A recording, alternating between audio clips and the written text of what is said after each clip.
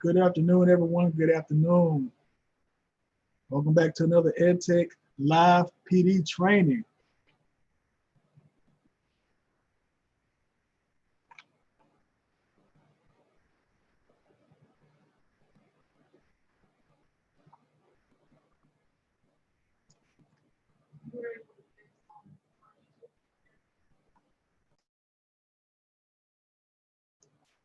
So we're going to give everybody another minute or two to go ahead and join in. I see, oh, y'all on fire. Y'all are joining in quick today.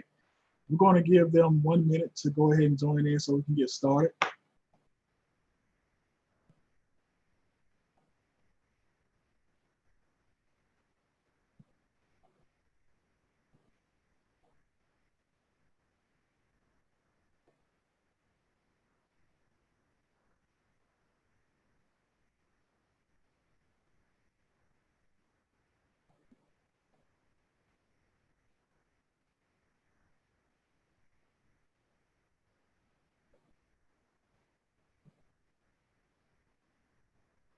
It's so good to see everyone joining in at this time. We're going to go ahead and begin. For our agenda today, we're going to go over conferences in Zoom, making sure that we have Zoom set up correctly so your students won't have any issues. We're going to look at posting links as updates in Schoology. We're going to look at posting Zoom recordings in Schoology. And then we're going to go over Nearpod, Pear Deck, and Kahoot as integration tools within Zoom. So at this time, I'm going to turn it over to Sydney. Good afternoon, everyone. I'm glad to see you all back here again. We're going to cover a few things because we get emails, and so we try to cover them as we go. So when there are recurring issues, we try to keep covering all those type things. One thing I wanted to talk about was posting your Zoom link again. The other day, we did tell you to go through Clever and go to Zoom, but we have found since all of our students are not in Clever and not part of our organization, and that we don't have the paid account yet, the best way to go to Zoom is go to zoom.us, and you can sign in with your MPS account here by doing sign in with Google, and you can set up your recurring meeting this way.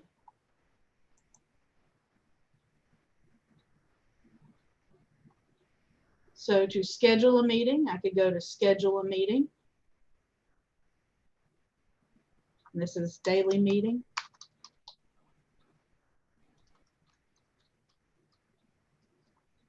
And I can check that I want it to be a recurring meeting. That's important so we can use that same link every day. And you can choose an end date for that. And I can hit save. And then this right here, this invite link is what you need to copy. Don't copy the invitation because there's not a clickable link in the invitation to post in Schoology. So you'll actually copy this full URL next to the invite link.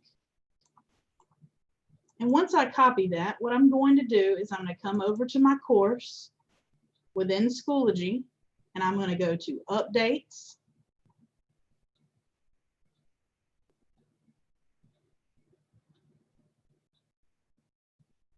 And I'm going to put in the description here, check out for Zoom, or whatever you want to put so they know that that is your Zoom meeting for your class.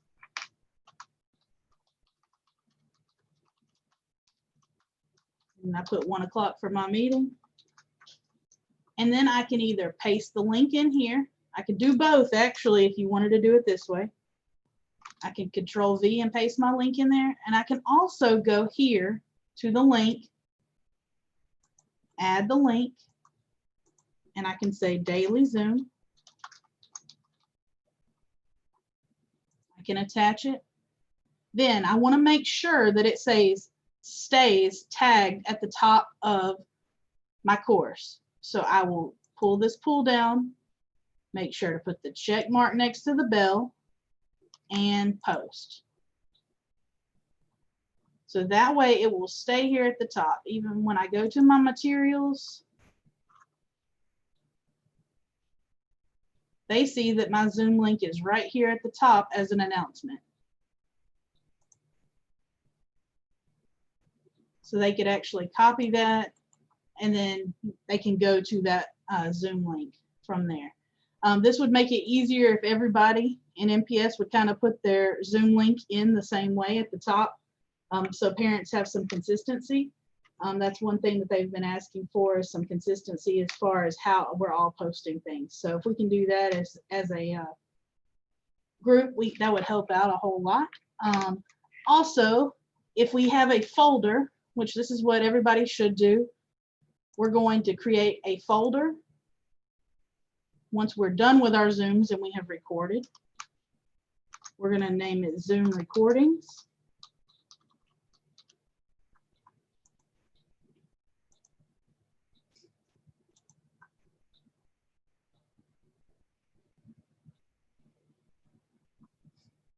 And within the Zoom recordings, you will upload your Zoom recordings into that folder. So that way it's in one place.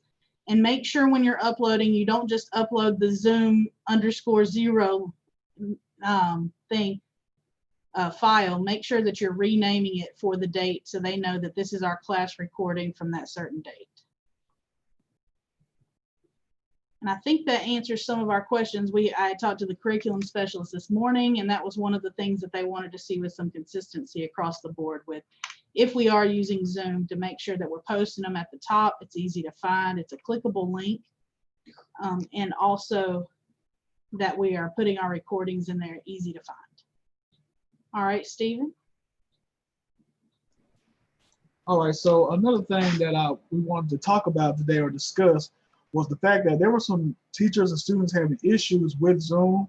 And one of the biggest issues that we have found, actually through talking with some of the schools, is that they are instructing their students to log into Zoom through Clever, okay? But right now, I think Sydney talked about it, but I'm just going to reiterate.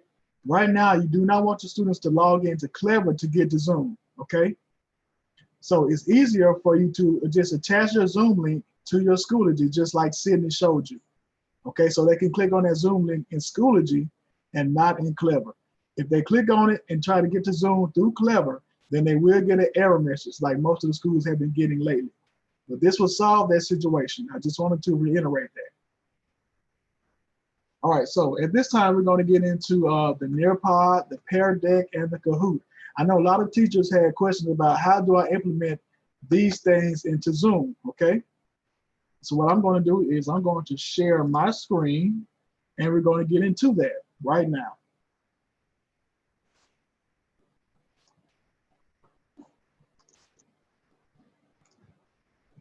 So I'm going to share my screen, make sure I have shared the computer sound.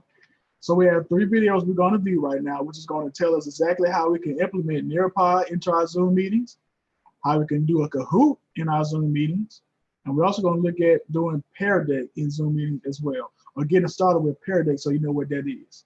All right? We'll show you how to use Zoom and Nearpod to facilitate a live Nearpod lesson remotely with your students. So the first thing you're going to want to do is go into your Zoom account and schedule a new meeting to use for your lesson. You can give that a title, or you can choose when you'd like it to take place. When you click Save, that's going to generate a link to a video conference that you can share with your students via email or Google Classroom, or however you typically share links. So I'm going to open that right here, and once that meeting is open, your students can join, and you can use Zoom's audio, video, and chat features to help you facilitate your Nearpod lesson. So once your students have joined the Zoom, you can go over here to Nearpod in your library and find the lesson that you'd like to teach. Select Live Lesson, and that's going to generate a lesson code that you can share with your students to join the lesson. Once you have that code, you can use the Zoom chat feature to share it with them. So you can either copy and paste this code here, or you can just generate a direct link to the lesson that you can copy to your clipboard and paste right here in the Zoom chat feature for your students to use. So they can click right here and they'll be added to the Nearpod lesson. And at that point, they'll be both in the Nearpod live lesson and in the Zoom, so that you can facilitate the lesson through Nearpod as you normally would, controlling the pace. and your students will see that lesson on their own devices and be able to participate in all the interactive activities. And you can use the audio, video, and chat features of Zoom at the same time to really have as much of a live experience of the lesson as possible remotely.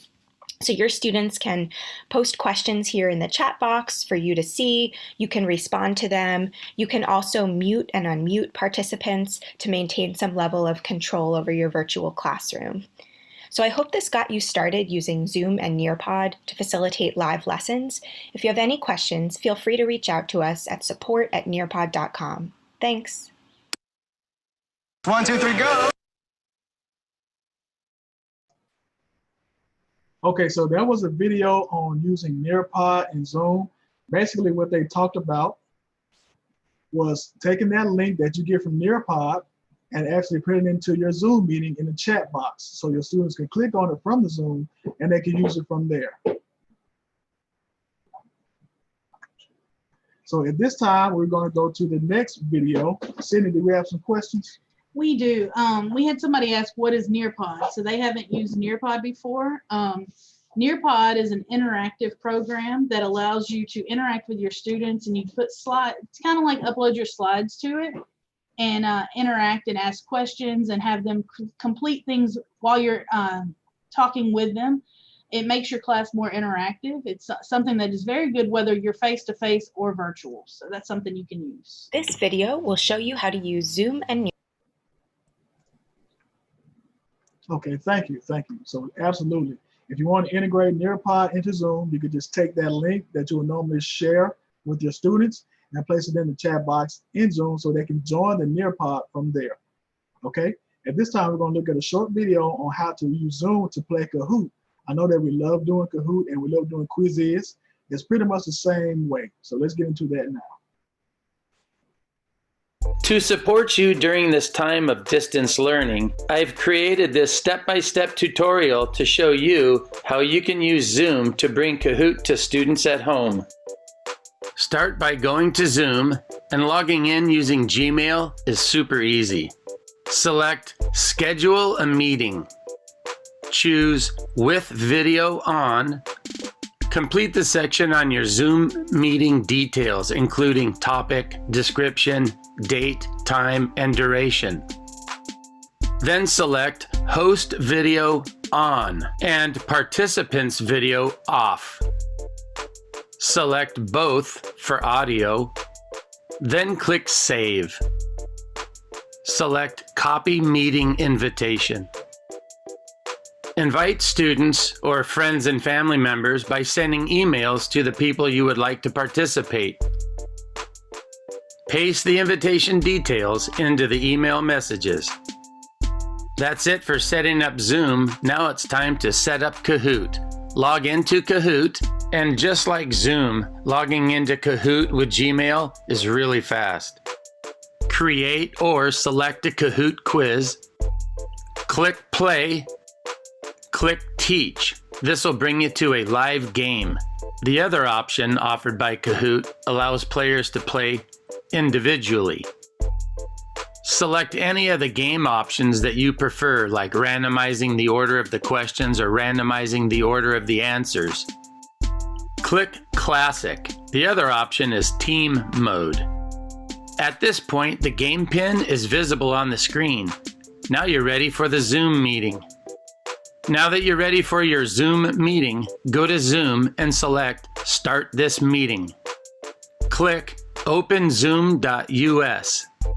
Click Join with Computer Audio. Find and click Share Screen. Now Zoom has taken you to a menu of things that you might share with your students. This is where you'll click on the Kahoot screen. As the meeting time nears, students will begin to join Zoom. Watch for these students and admit them from the waiting room. Once the students are inside the Zoom meeting, they can see the Kahoot game code. In a different window of the same device or on a different device, students go to Join Kahoot and enter the game code. Like I just mentioned, joining the Kahoot game can be done on the same device or on a second device. Once all the participants are in, start the Kahoot game. When you're all done having fun, click the End Meeting at the lower right corner of the Zoom screen. Learn how to play Kahoot with just one player. Find the link in the video description below.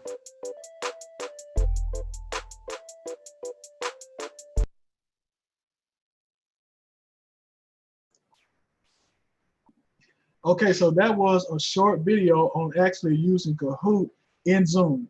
To put it in layman's terms, basically what he did was he opened up the Zoom meeting, he launched it, and he was able to go to Kahoot and launch Kahoot at the same time. It's as simple as just sharing your screen with your students, allowing your students to log into Kahoot on their computers, and you can run that through Zoom, okay? If you would like to access that video again, it will be available on the replay of this channel. And we're gonna go to our final video, which is getting started with Pear Deck. I know we had a lot of questions about what is Pear Deck, how can it be used, is it useful? It is kind of similar to Nearpod in the way that you will send the students an invite code and they can join a session that you can run. So at this time, we're going to look at getting started with Pear Deck. Unless we had any questions that we need to ask before moving on, Sydney. No questions. I was answering them in the chat. Perfect.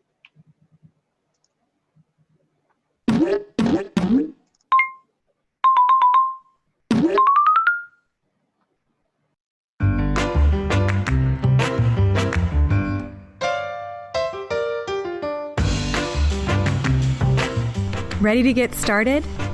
To set up your account, go to peardeck.com and click Teacher Login. You'll be asked to take a second to complete your account.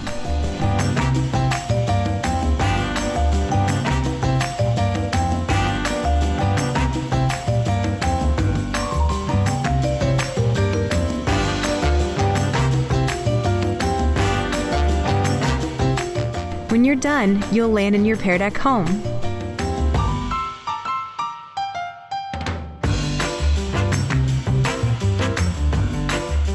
Think of this as your launch pad for any Pear Deck powered activity. When you want to create a new activity, look at past student responses, or check out some helpful resources, home is where you'll want to go. One of the main things you'll do from here is create new Pear Deck powered activities, like a new interactive slide presentation or a new vocab list for Flashcard Factory. Your recent files list shows you just that, the slides files and vocab lists you have used most recently. When you click on one, you will see more details about the file, including a list of sessions or number of times you've presented it. Scroll down further and you'll find a rotating list of resources like sample activities, video tutorials, and blog posts.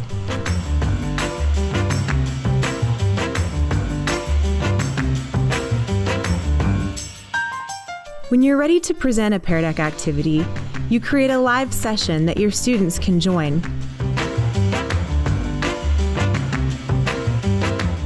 Don't forget to end the lesson so the responses from your students are all saved. You can find and review past sessions by clicking on a file and looking at any you launched. Or you can go to your sessions list. This will show you all your most recently launched Pear Deck lessons. You can also click the three-dot menu to see more actions.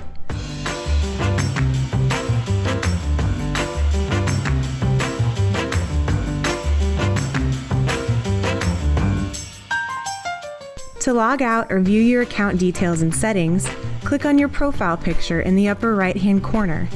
From here, you can see what kind of plan you are on, or you can go to your settings to enable or disable advanced features. If you get stuck, click on the Help tab at the top of your screen to find help articles and resources.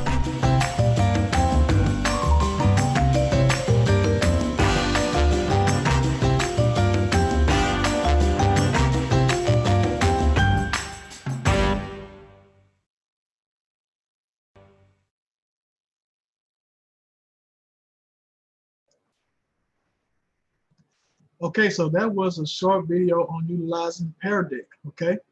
So for those who are just joining, we just watched 3 short videos which address how to put Nearpod sessions into your Zoom sessions. And that was as simple as opening up Zoom for your meeting and then going to Nearpod and then getting the code, okay? Go ahead, Sydney. We've had several people ask about other apps. They can be used similarly. I know Quizzes can. They said Go Noodle and Seesaw. Yes, you can do those through your Zoom meeting. Post that link and do it the same way that they just showed. You can do that. Is Pear Deck and Clever? We do not have a district license for Pear Deck. So these, some of these features like Nearpod and Pear Deck are what we call freemium. They're free to an extent, and then they go into paid accounts. Previously, we have had access to Nearpod, and your school may be fortunate enough to have access to Nearpod and Vocabulary. And if you do, and you have those paid accounts, then you will be able to utilize those tools. We had a few other questions, and I'm going to go ahead and share my screen, Stephen. Okay. Let me switch around a few things.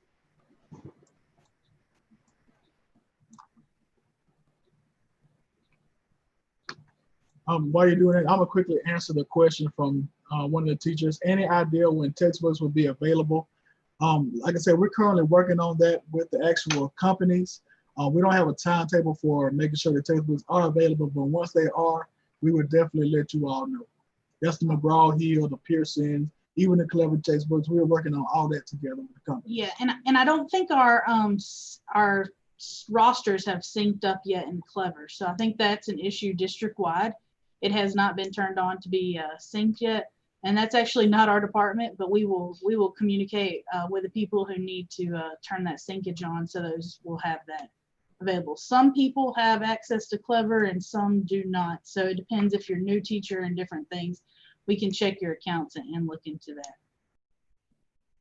How do I do a Schoology conference with a split screen? I want to share my screen and see my kids on one side and my screen on the other. That is a setting in how you can view your Zoom. You can, when you set it up, I set mine up for dual monitors. So on one monitor, it shows what's going on in the meeting, and the other side, I have the chat. So that is just a setting within Zoom.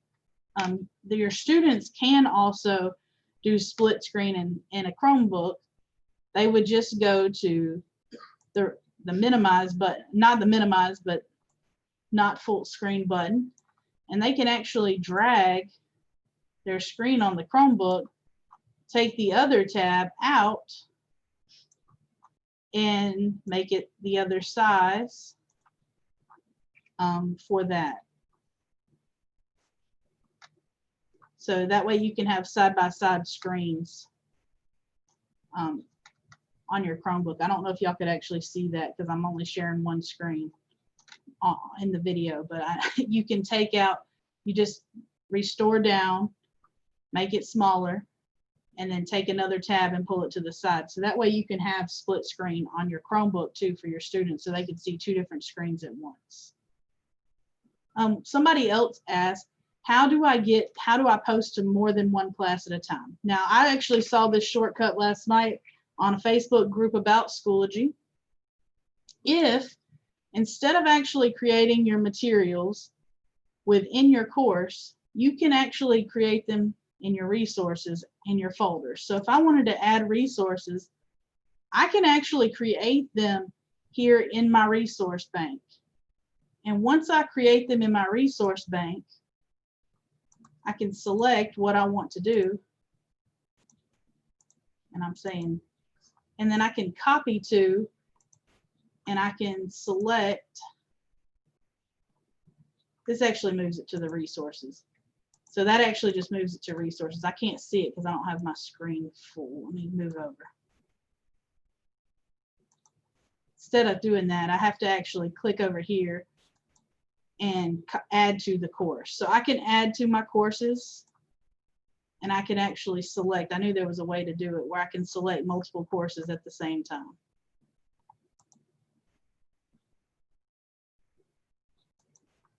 And now I have added that folder to that course. So you can create things in your resources instead of creating them actually in your classes.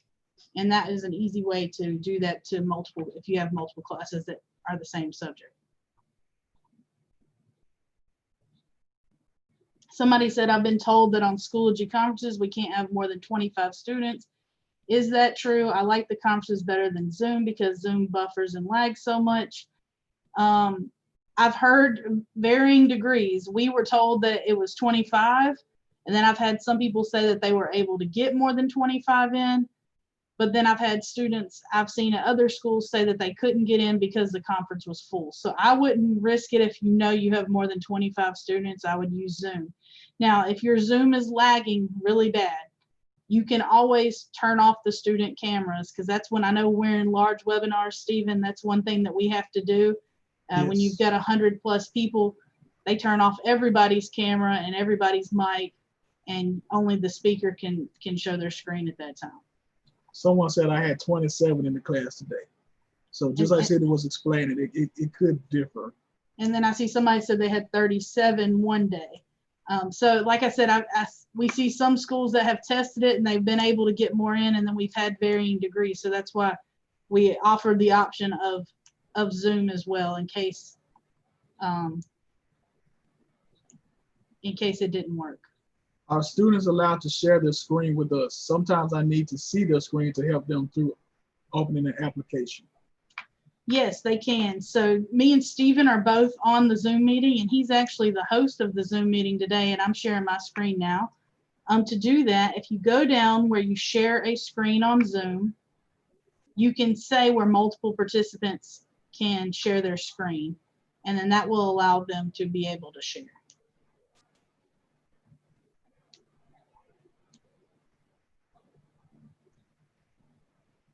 Any other questions you see, Stephen? One says, I have a student that has an interpreter. She can only see me and needs to see her as well. Can this be done in Schoology? Not in Schoology conferences. Only the actual host in the Schoology conferences camera can be on, unless you're in a breakout room in the Schoology conferences. So that's where I know some schools had said they wanted to build camaraderie, and they couldn't do that because the students couldn't see each other. And that's another reason why we had chosen Zoom. One person asked how to conference among teachers in Schoology. One way I suggest to do the conferences among yourselves in Schoology is to create that group, and then you can invite each other to that group, and you can do your conferences from that group as well. So we have a group here, me and Stephen do. I have it, and I'll go ahead and show you. We created a group. So this may be something you want to do either with your grade level 1 or 2, maybe if y'all are departmentalized in high school. So you can actually do conferences here with members of the group. Can so you same, use, I'm same sorry, one. go ahead, my bad. Go ahead. I was going to ask, can you use the Elmo with Zoom? Yes, if it is set up to share your screen. So, and I know some people were asking about if I write on my screen, it still wasn't showing up in the video. You have to make sure that you're sharing the correct layer of the screen. If you just share one piece or one tab, it will not, but if you share the entire screen, it should work. And I say should, so. We actually had someone ask about something that we went into depth about on yesterday. How can I upload a Google form into Schoology assignments? And I know we talked about that a lot yesterday. Yeah, so we would need to embed that form like we talked about. You can either embed it, and then we have found that maybe if somebody's on a phone, they didn't see it, but we can also open that in a new window. So that's always an option, that they can click the little box in the top just above.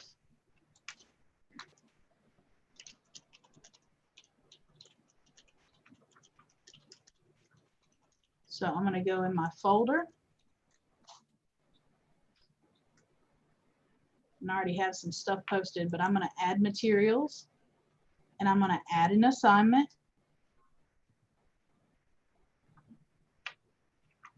Now you can just add the link here to the form for the assignment, but I would actually embed it here, and that's what we showed about when you go to the send button.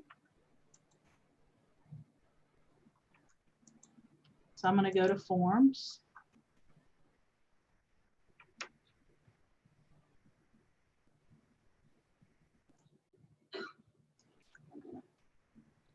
And I'm going to open my form. I'm going to select send, and I'm going to select to embed. Now I can copy this embed code and I can go back to Schoology. I can switch to HTML, paste in the code.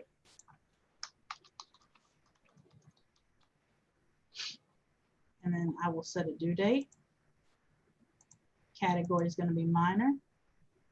I can also align it and attach it. I can also select down here to individually assign that to certain students. And then I can hit create. And once I do that, my Google form is here. And when I select the Google form, it looks like this. And it is embedded right here in my folder. So that is actually how you attach. Now for grading those, you still can go back into your forms, just like you would have to anyways to see responses. Go to the responses, select the green Sheets button, and there's your spreadsheet with all of their answers.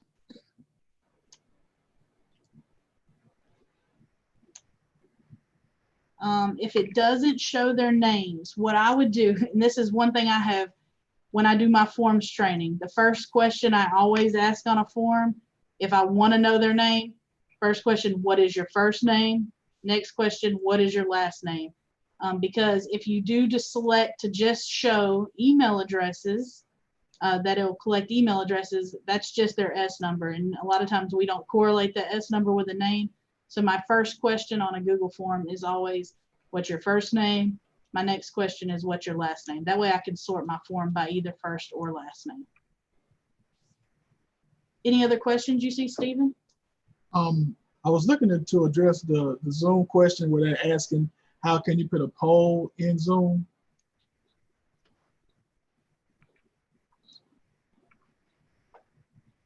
I think it's something you have to enable at the beginning because we don't have it enabled on either of ours. So it's not, Yes. the button's not there. Yes. I think it's somewhere along the lines of where we go to stream to the YouTube in those functions you were going through the other day. Yes, if we want to go back and watch these again, how are they listed on YouTube? You will simply come back to this YouTube channel, which is EdTech Social Media. If you would just go to YouTube and search for EdTech Social Media, you will see our live videos pop up from the previous 3 days that we've done training.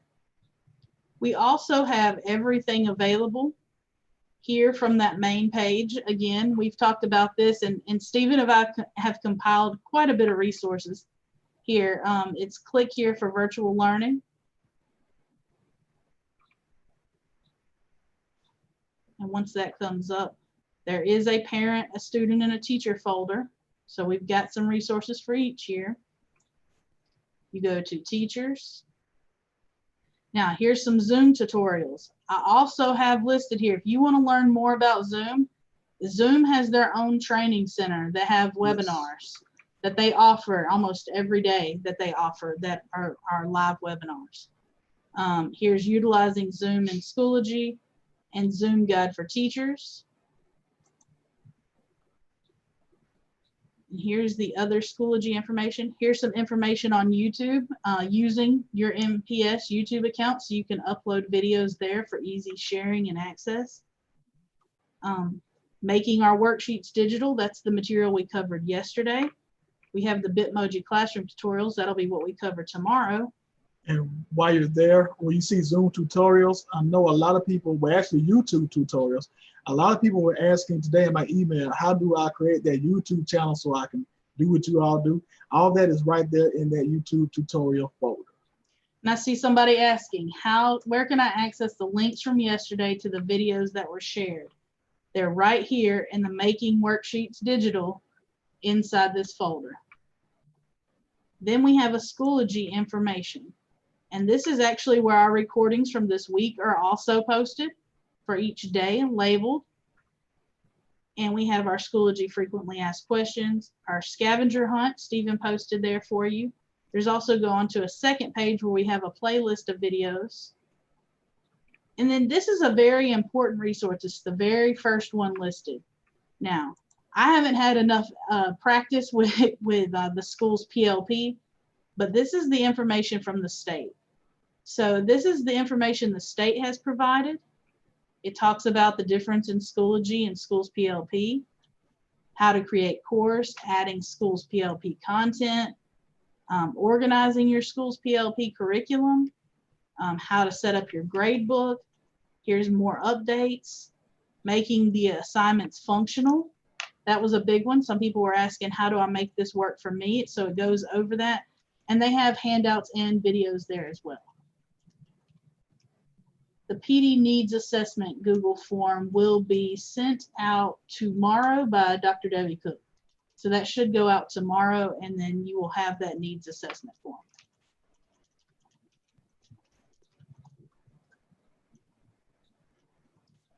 I had a technology coordinator ask the question, is it possible for us to be able to assist our teachers by being in their classes?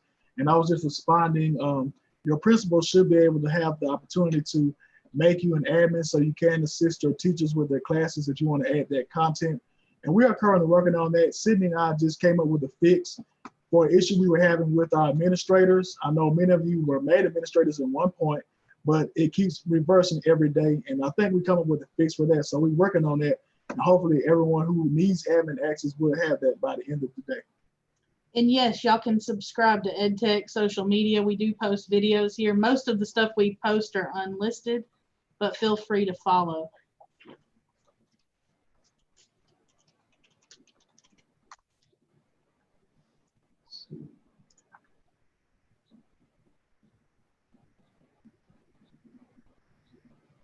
You see anything else? If Sydney? your assignments didn't show up under upcoming for some of my courses, the upcoming are only when you put in an update.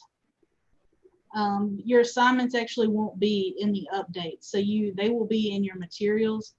And what I would do is try to keep my classes organized as possible as far as materials. I would label it week 1, and then within week 1 have Monday, Tuesday, Wednesday, Thursday in there. And you have to make sure you put a due date. Yes, if you do not put a due date on those assignments, they will not show up on this side like mine are. Let me come back.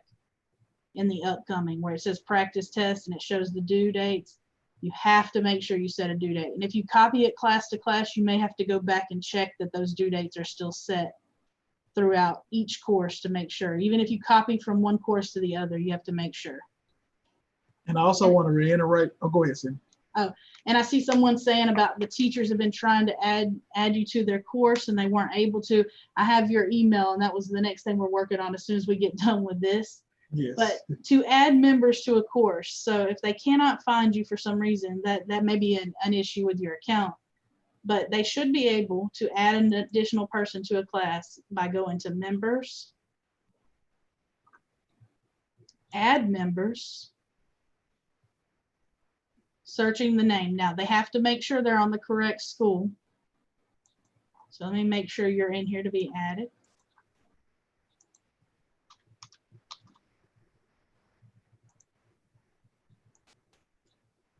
And yes, I can add you as a member, and then they will pull down beside your name and make you an admin on that course. And that is how they do that.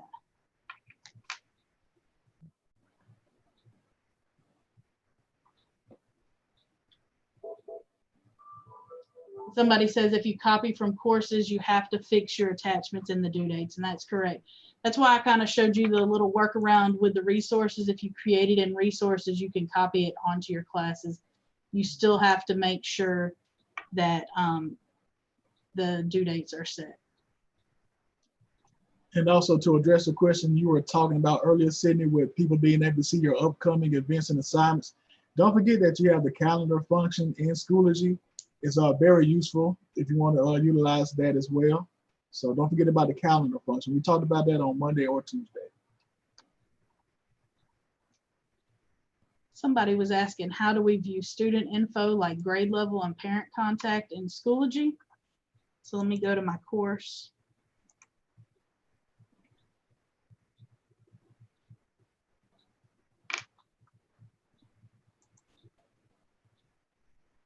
So mine are actually all adults in my class, but I can go to members, just like I had just done, and see members of the class.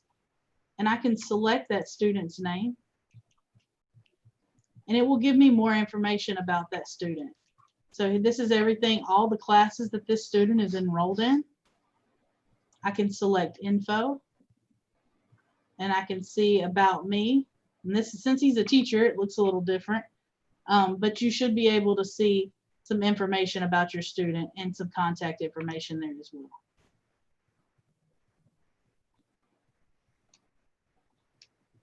Somebody said, can students share their screen on a Schoology conference? Yes, I believe they can. You can allow them to share their screen. Yes. And someone said, can we make one course on Schoology and put all subjects classwork on that course instead of having separate courses for each subject? Or will that mess up grading? For some people we have told, I know special ed was doing this, is they created like a homeroom course. That is applicable to elementary only. Since middle and high school are doing period attendance, that's a whole different scenario. One thing I did want to talk to you about attendance is, let me go, so we had this conversation yesterday. I had this conversation with a few other people about a course. You can see their last access, but we're necessarily checking when did they log in yesterday. And if they happen to beat us logging in today, like if they logged in at 6:45 and we're checking at 8 o'clock, then they get attendance for yesterday and today. So that is in analytics.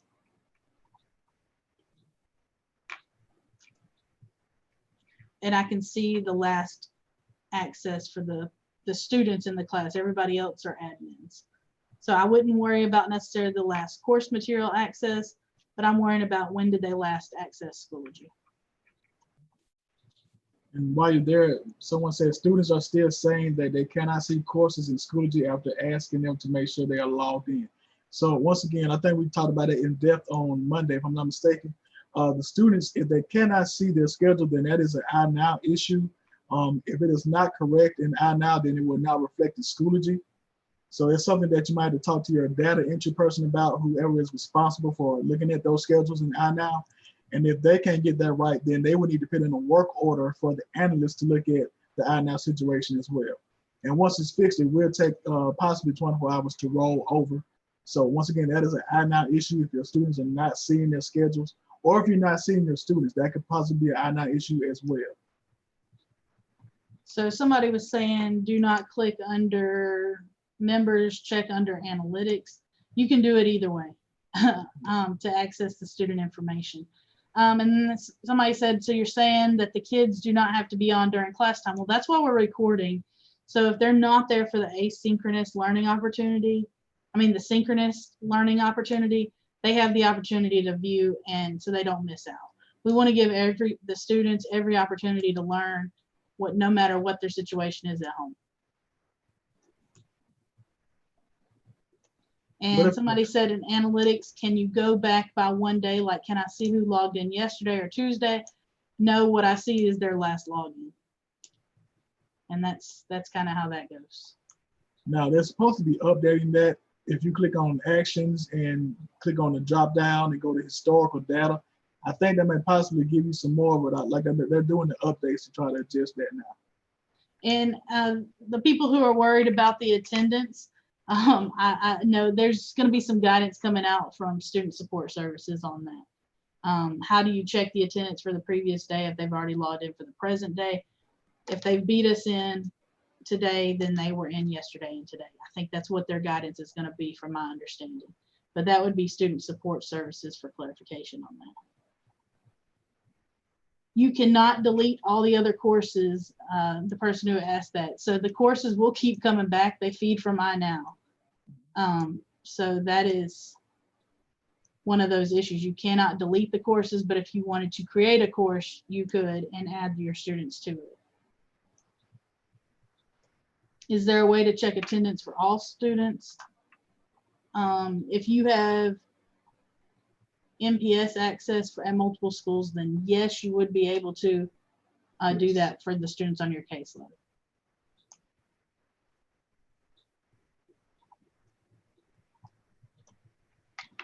Okay, and I'm reading some of the questions. I'm sorry for that. Somebody explained the dual device recording again.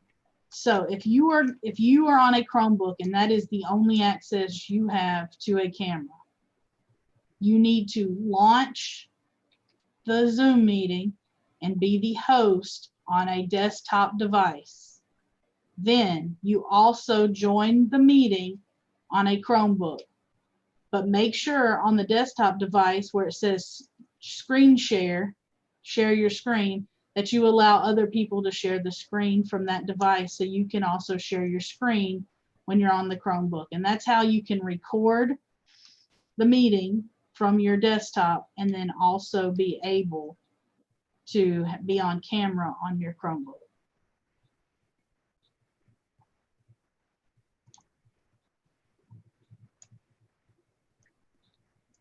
So if you don't have parent information in Schoology, just go to iNow and check, because I know the information's updated in there. Yes. Schoology is really just our learning management system. It's not meant to replace our student information system, which it's two different things. There's a learning management system and then a student information system. So they're two different things. If a child has a course from 2 schools, who do they need to contact? Honestly, whichever school they are at needs to be the one that reflects their current schedule. So once again, I would say that's an iNow issue.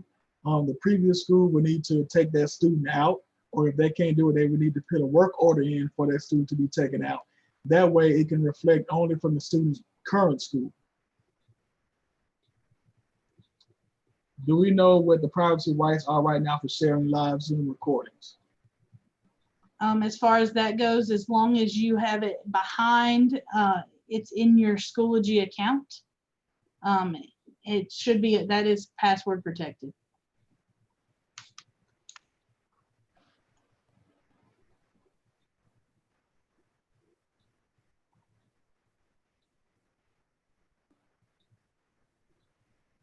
All right, I think that is it, Stephen. All right, sounds good. Listen, we want you guys to understand you are doing an amazing job, because I know it was not easy just getting able to use this, to use Schoology, to move over from what you're used to. You guys are amazing. I mean, it takes a village, and that we are that village. So we will be on tomorrow at the same time at 12:30. Sydney, did you have anything else? No, nothing else really. I just want to say, yes, y'all are doing a great job. And I think most of the login issues for students are going to slowly be fixed. With so many students moving around this summer, it kind of created a windfall. And so it just takes time. I know that they had a backlog of work orders over at the help desk this morning. When I called over there, they had 257 that had came in since yesterday.